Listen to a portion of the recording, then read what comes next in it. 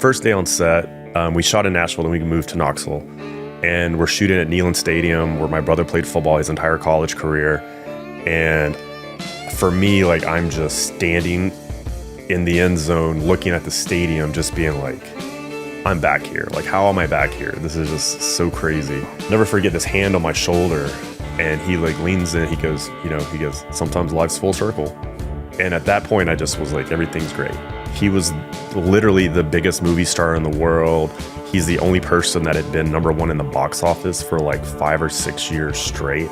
Burt Reynolds became your good friend. Yeah. What was that like, getting to know Burt? Man, I mean, like I said, that was just a magical experience. I mean, I remember how intimidated I was to meet him the first day on set.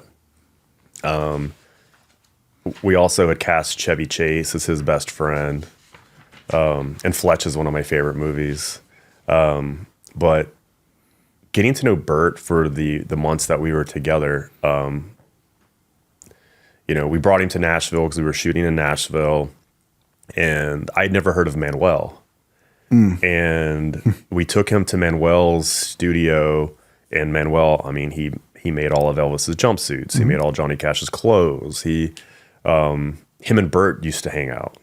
Oh, wow. And putting them together, and literally it was like, hey man, remember that time, that night that John Wayne knocked the horse out? I'm like, okay, like, you got to tell the rest of the class, you know? Yeah. And it was just always like these just incredible stories of like, he was literally the biggest movie star in the world. He's the only person that had been #1 in the box office for like 5 or 6 years straight. Yeah. I mean, like, that doesn't happen. I mean, you have like Brad Pitt, that's like 2 years in a row. It's got he was the icon. Yeah. He was the ladies' man. He's the man everybody wanted to be. People don't realize that. This is like, Burt Reynolds was as big as they get, as big of a star as you could be back in his time. Yeah. And first day on set, we shot in Nashville, then we moved to Knoxville. And we're shooting at Neyland Stadium, where my brother played football his entire college career.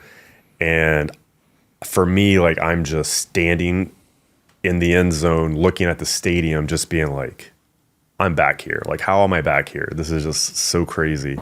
And I feel this hand on my shoulder, and we literally had a stunt guy walk for Burt. Like, he did not move well. And we had this amazing guy, Paul Kelly, that John Black's friends with.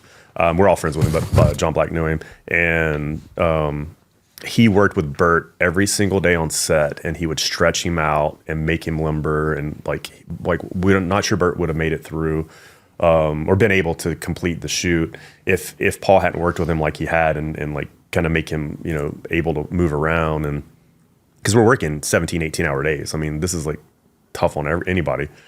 And I'll never forget this hand on my shoulder. And he like leans in, he goes, sometimes life's full circle. And at that point, I just was like, everything's great. That's awesome. And he just, he was always funny. I mean, he had a Florida State flag out of his trailer because he's a huge Florida State fan. And, we would be having catering. And I mean, Bert's like, I'm 80 years old, I'm eating cheeseburgers. Yeah. And he'd be in his trailer eating cheeseburgers. And,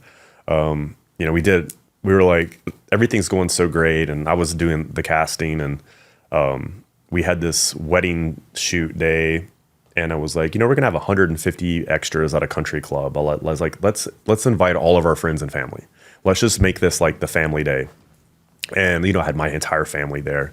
Everybody had their families and friends, and Bert's at the top of the wedding, and he gets up on stage and he's singing with the wedding people for the scene. And I'm like, what is Burt doing? And I'm like, is he winking at my mom? He was like hitting on my mom in the middle of the shoot. Oh, that's funny. And I walk up and I'm like, Burt, that's my mom. He goes, I know. And my dad is like, I think it's cool Burt Reynolds is hitting on your mom. But he was just like that all the time. That's awesome. Yeah, he was as big as they got, really. Yeah. I mean, people don't realize. I guess most millennials or Gen Z wouldn't know who Burt Reynolds is. Well, Gen Z probably wouldn't know who Burt Reynolds is. Some millennials would. But, he did. What were all the shows that he did back in the day? You remember? I mean, obviously Smoking the Bandit. Smokey I mean, the Bandit, that's, yeah. I still want one of those cars. Yeah. I mean, he went back to Gunsmoke. We even had Kathleen Nolan play his ex-wife with dementia, and they had a scene from Gunsmoke, black and white, beautiful blonde movie star Burt, and they do this embrace and kiss. We put that scene in the movie. And then she was in the movie as well, like later on. So nobody knows that they were like the same person. And then, yeah, but Smoking the Bandit and all the Cannonball runs. And I mean, he turned down James Bond. He turned down Han Solo. I mean, he turned down Pretty Woman. Wow. That's the one I think he thinks he should have taken that one. But, you know, he didn't want to be James Bond because he wasn't English. And he would have been awesome. Yeah, he would have. He would have been awesome. Anything he did back in the day.